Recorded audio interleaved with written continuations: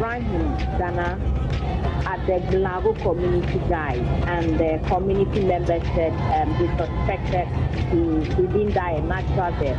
So they decided to bring in a soothsayer into the community to perform some rituals. And they alleged that after the rituals, it indicated that it is Memunati window who killed the man, and so she's a witch. We have had several incidents in the northern region here where they would accuse somebody of being a witch. My journey begins with a 600-kilometer trip to Tamale, the northern regional capital. I have been picked up by Aliyah Mohammed. I work directly with all the alleged witches in the 5 camps that are currently hosted by the region. ActionAid has been rescuing people suspected of witchcraft from camps here for over 10 years now. Majority of us claim we are people of faith. If we are not Muslims, we are Christians, or we are traditional believers. But this is something that is deep-rooted in people's hearts and their blood. Even people who have acquired high level of education, you have PhD holders, and when they talk about witchcraft, it can just put you off. Yeah.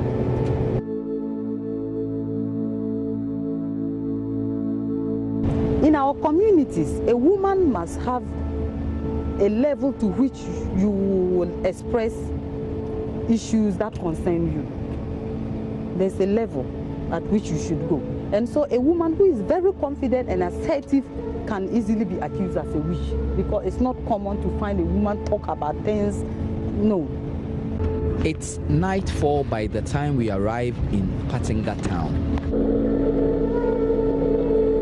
The next morning, I head to the camp.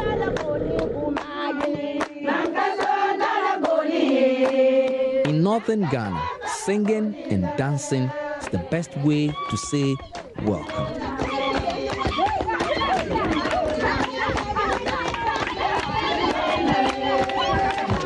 The singing and dancing ends. The women coil back into their lonely shells. This is home to over 100 women. It's one of the largest witches' camps in Ghana. Excerpts of the latest Hotline documentary produced by my colleague Justice Baidoo is called Camps of Bondage. It airs fully later this evening right here on JoyNews. Now, about 5 witches' camps currently exist in the northern region alone, with about 500 inmates, mainly women, and they've been trapped there for a number of years now. Let's have a conversation on the back of this. Esther Boateng is Regional Program Manager, Northern Region ActionAid Ghana, and as you heard in that excerpt, they've been working on this for about 10 years now. Good morning to you. Good morning. And DSP Emmanuel Holotu is Regional Coordinator, DOFSU Northern Region in Tamale. So the police is also equally involved in either closing the camp or arresting some culprit. We'll talk about that in a bit. But let me start with you, Auntie Esther. Is this, and I read something on the internet that Ghana is the only place where we have camps for witches. Is that true? Yes, it's true. So we have this reputation out there. Yes, the reputation out there is not too good, because if you keep people in camp, then you are restricting their movement, which is also a human rights abuse. So out there, Ghana, if somebody is accused of being a witch, then it means you are restricted in your movement, whatever you do, anything, then it's not the best. So throughout, I mean, for about 10 years, what exactly have you been trying to do as ActionAid? Yes, ActionAid started working in the region for about 25 years now. As part of our work, we discover these witches' camps. So we try to give them handouts, give food, clothing, and we saw that that is not sustainable. You need to find the root cause of these, and you need to tackle the root cause before you can get us done well. So we try mobilizing the women at the camp, sensitizing them on their rights and their right to move, their right to stay wherever they want to stay. So in doing all these things, some of them wanted to go back to their homes. So as an organization, we always look back and see what we are doing, what can we do to get the maximum impact. So we started dialoguing with them, and those who expressed interest to go back home, we contacted their families, dialogue with their communities. Some of them, their communities don't want to see them at all. Because they... Accusation, they've killed one person, they are witches, and they've done one thing or the other. But there were people who were very receptive, and we have to work with their families to return them. So in 2011, we have the first ever witchcraft conference in Tamale. So at that meeting, it was agreed that it's not only ActionAid that can work on this to get it done.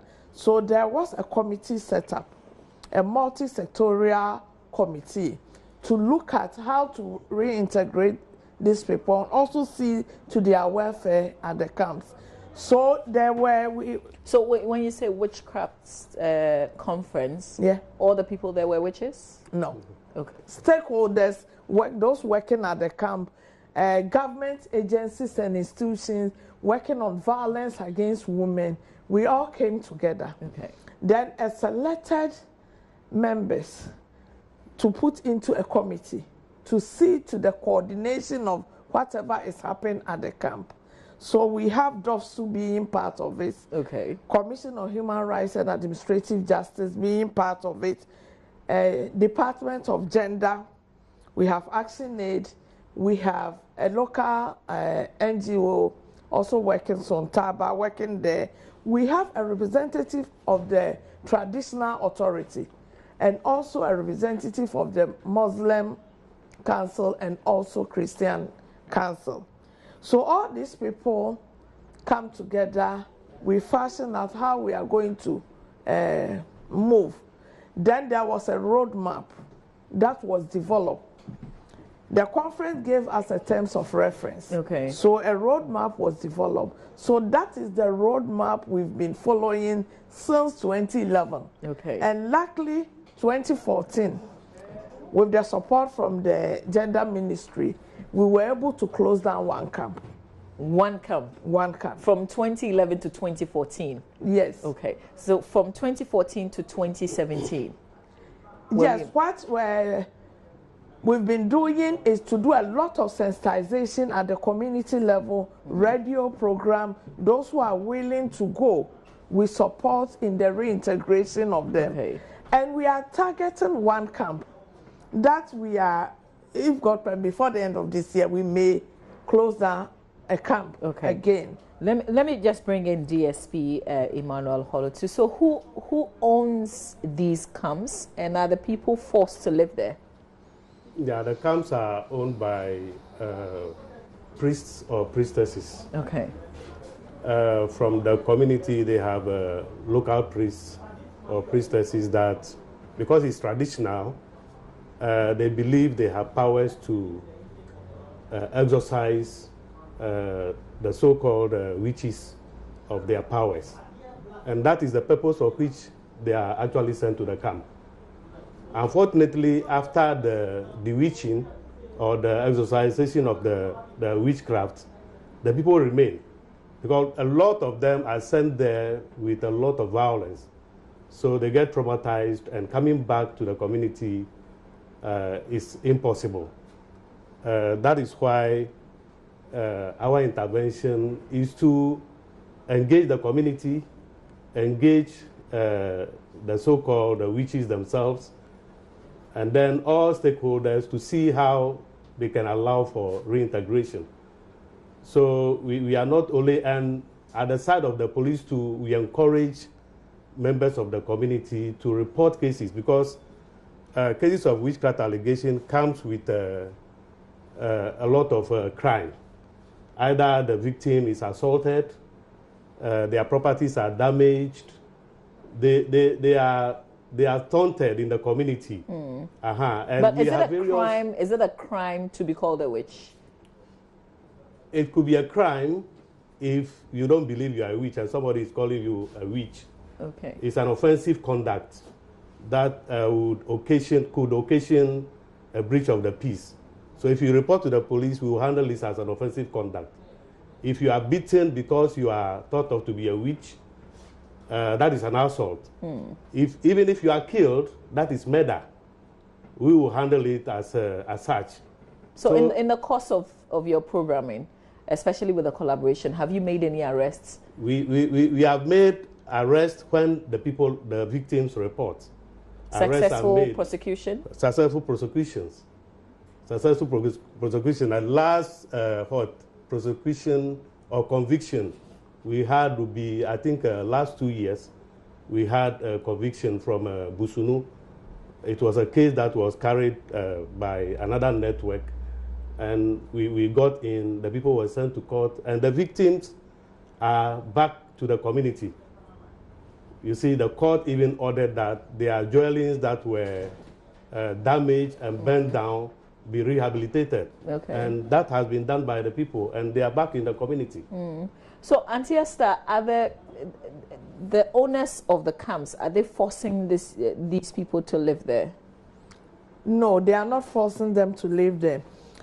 If you bring your family member, they do all the rituals. You can take your family member home if the person wants to go. But in most cases, they come and dump them there and leave. So they are not forcing them to stay there. If they want to go, the people are ready. And we are working closely with the camp owners. Those who want to go, they support us to reintegrate them with their families. But you work so close to them. Are you not afraid of, because the reason people are isolating these women, and all of them are women? We have some few men in one camp. Okay. About 29 or so. Is the fear of them either doing something to them because they are witches? So isn't there any fear from your parts as well? No. Having worked all these years, have you had any encounters? No. It is said that some confess that they are witches. Yeah. But anyone who believes in God, the attachment you have with your God should not make you fear a witch, any other power. But the narration that even comes with a lot of these allegations don't actually prove that these people they even have any supernatural powers. They come out of mischief or malice. Because if a girl of a student of a JSS who gets aggregate 35 and the best in their school can be tagged as a witch because she's a female, and then the male there couldn't get aggregate 35. So she's a witch, and she couldn't get even 6, which would have been the best. You see that it's out of malice. I can also tell of a man who was marked to be skinned because their community chief had passed on. And then all of a sudden, a family member framed him up that he is a wizard, and he had to escape to Tamale to seek refuge with the paramount chief for some time until another person was skinned before he was allowed back into the community. So you see that the allegations that come with it, that does not have so much proof. So it just takes one person to make an allegation against you. A rival can make an allegation against another rival, then she's a witch and she will be taken out of the home, then that's the end. But have you had any person confess to you that indeed they are what people say they are? No, personally, no. Okay. But there have been some interaction with some of my staff that some of them say, I was sleeping and somebody came that we should go and kill this person. The following day, the person was dead. So I was the one who killed the person. Okay. And we went to, there's one story, we went to the regional house of chiefs as part of our advocacy work. And the woman we brought there, they were interviewing them, and one said, we killed the woman and we ate the meat. And one said, don't say that. You can't say that here. But is it not true? So you see some of these things, and some of them to fear of people beating them, they will just accept that they are witches. So that is the problem. But we're talking about the northern region, but this is not just a northern region problem. You would know. This goes way beyond that. Yes, the difference between that is, I am from Ashanti region. It happens, the accusations happen. When they send them to the shrine, they do all the performances. You go back to your house and stay with your people. In the case of the northern region, most of them, when they send them to the shrine, they don't accept them back to the community. So they keep on staying there. We have people who have stayed there for over 30 years. 40 years. 40 years. Some of them cannot even remember their own children's name. Wow. They want to go. Which community do you come from? They've forgotten the name of where they come from. Do you have children? Said yes, but I can't remember their children's name. Are these happy people in the camps? Are they treated well? I mean, what kind of environment do they live in? Yeah, at the camp, you know, this is a shrine. The person is doing his own thing at the shrine. You have come. You have to suffer and fend for yourself. Some of them go to people's farm, work as old as they are, 70, 60 years, before they can get the grain to feed themselves. Clothing is a problem. Where to stay? You see this round hut, 2 or 3 women staying in that hut. So it's not a comfortable place for them to stay, but what can they do? That's why we are saying they need to reintegrate with their families, because life there is not rosy at all. So what exactly is DOFSU's direct role? Yeah, it's not DOFSU, it's a Ghana Police Service role. Our role is to enforce... I guess it's because you have a special area. Yeah. Our role is to enforce all the laws that are breached if a witchcraft allegation is occasioned. So if the person is assaulted and it is reported, we make sure it is investigated, and when we find persons responsible, they are put before court for the specific breaches that they have occasioned. Shouldn't all the people who took these women and men, in some instances, to these camps be arrested? Yeah, that's what I'm saying. For those who raised the allegation, and for those who maybe pelted them with stones or beat them or damage their properties, if they are identified, all those people are put before But court. is that what we've done over the years? Yeah, I've told you we've been doing. We've sent people to court. Some have been jailed for 4 years. Some have been fined.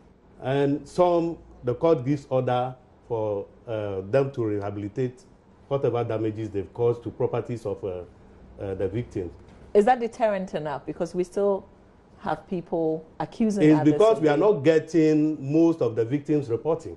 Okay. The victims are not reporting. When it happens, they say it's traditional. So their place is to go to the camp. So if you go to the camp, police don't have shelter. So we cannot come for you from the shelter to keep you to pursue the case. That's also another challenge. Yes. I'll let us talk about that for a while. But let's speak to Justice Baidoo, my colleague who traveled to put all this together, this latest hotline documentary. Justice Baidoo joins us via Skype. Justice, good morning. Are you a wizard now after spending all this time? Good morning, Avi. And it's always good to be on the AM show. I think this has been one of the most challenging works for me in terms of the traveling and then the experiences. It sort of presented a whole new environment where you had to live in a camp where ordinarily everybody would say, okay, I don't even want to go close to people, or not even to talk about going into this community and then staying there, dancing with them as you see in the promo, and then having a chat with them. So yeah, it presented a whole new experience. What do you want our viewers to learn from this documentary that airs later this evening? So the issue of the witchcraft is something that runs deep in the Ghanaian belief system. And so unfortunately in the north, it so happens that people are put in these camps, and like the resource people from ActionAid were talking about, some for 20, 30 years.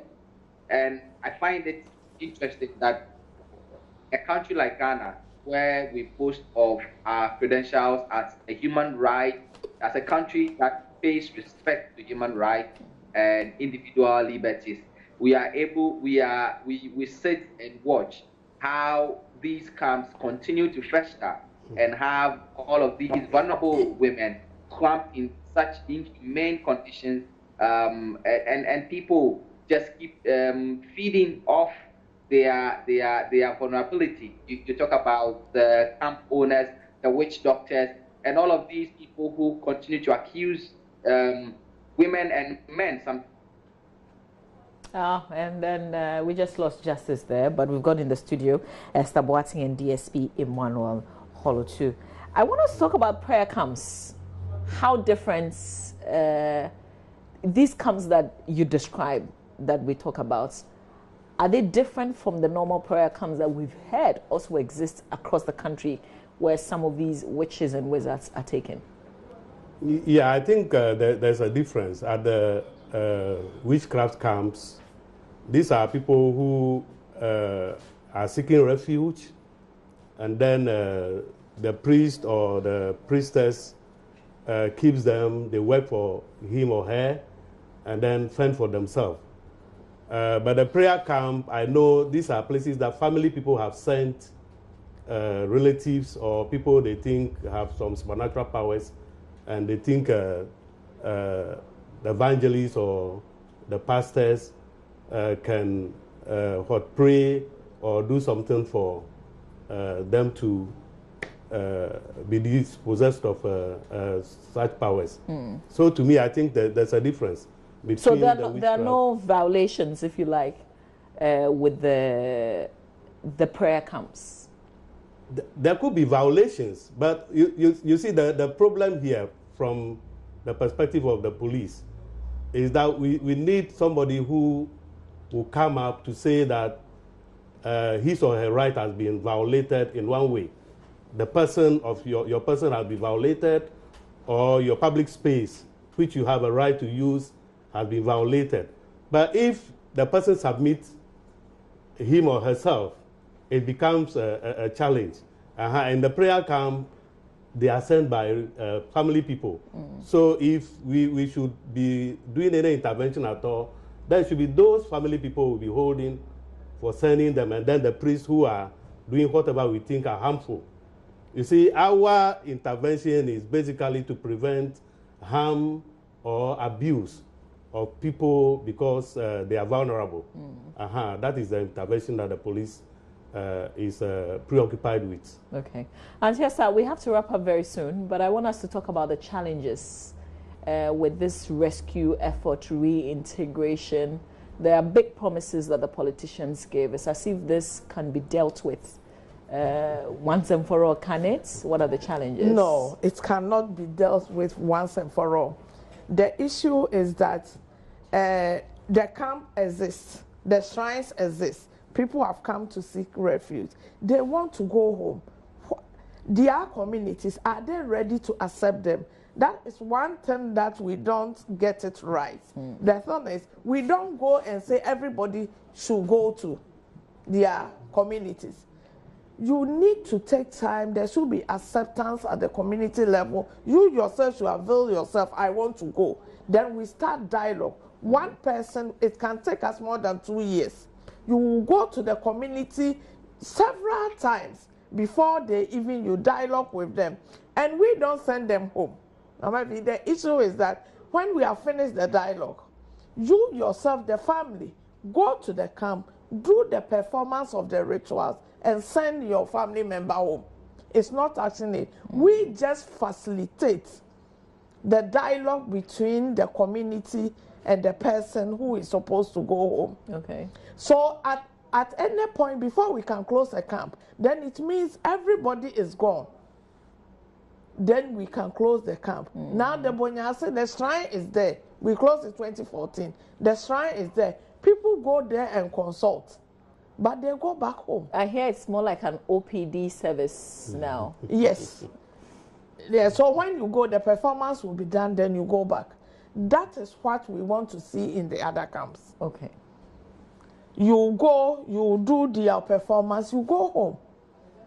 But you shouldn't be kept there. Yeah, so the government and the ministries and all that is not one-off activity. That's what we should realize. It's not just close the camp today and everything is gone.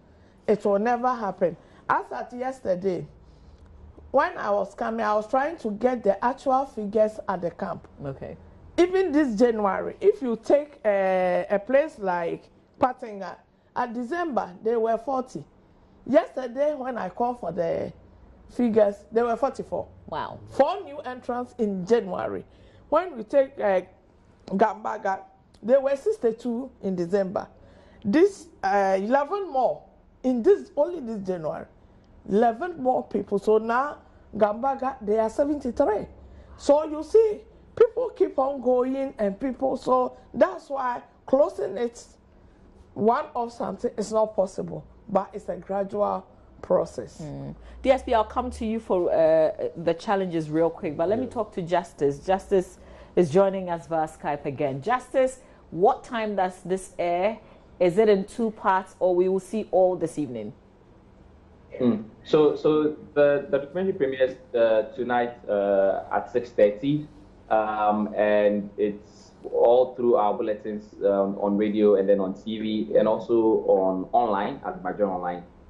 We would be playing excerpts from the documentary, and then also have the radio version go on the Super Morning Show on Thursday. But I mean, we'll be getting follow-ups, and then we will also be talking to a lot of the other people who are related to the story all through the week. So it's a whole package on JoyNews, on TV, on radio, and online this week. All right. Thank you very much, Justice, for this work that you've done. DSP, what are the challenges with the police? Yeah, the challenges are that we don't have victims willingly reporting. And even if they report and suspects are identified and arrested, sometimes the chiefs who have not been able to provide protection for these victims quickly come in to say they have settled it family way. So you are not going to get the cooperation of the victim to pursue the case in court. Okay. Because they know when it goes to court, somebody may be convicted. So we would actually encourage that it is reported. If we have more convictions, then that will stop the flow of people to the camp, and then eventually the camp may get closed. But the camp cannot be at a go closed. If you close it, where are the victims, the people they're going to go? The inmates there, if they go to the communities, it's going to be a big challenge. They may kill them, or they may incapacitate their bodies in any way. She was talking about reintegration. Sometimes when you go to the community and talk to the family may be willing to accept the person back, but the whole community will be against. Sometimes you get the community accepting that the person can come, but the family will be against. Yeah. So these challenges are there. So even though we say the situations that these people are in the camps are not anything good for us to promote, it will not be wise for us to all of a sudden say, close the camps. Close down, okay. Yeah. I take it that this is work in progress, so what we have to do is to not also let it go. We have to do a lot of follow-ups. And I have a lot of hope that once we put the spotlight, particularly this week on JoyNews, with all the follow-ups, with all the stories being shared on radio, on television, and online, we'll begin to get a lot more positive feedback from the authorities. Yeah, and I think we need a lot of support from other meaningful Ghanaians to support this woman. Okay. Some of them are ready to go. If today you go to all the camps, you'll get people who are ready to go, but they don't even have a room to even go and stay in their own home. Okay. So in some cases, we have to build for people. We have done, but we can't do that for all this number of people. So people are prepared to go home. Can we get meaningful Ghanaians to support this woman to go home? All right. We'll continue with the conversation, but we thank you for your time and for sharing. Esther Boateng and DSP Emmanuel Holotu. There will be more later on at 10 on News Desk. We've got to make way for entertainment, and Becky will be right after this.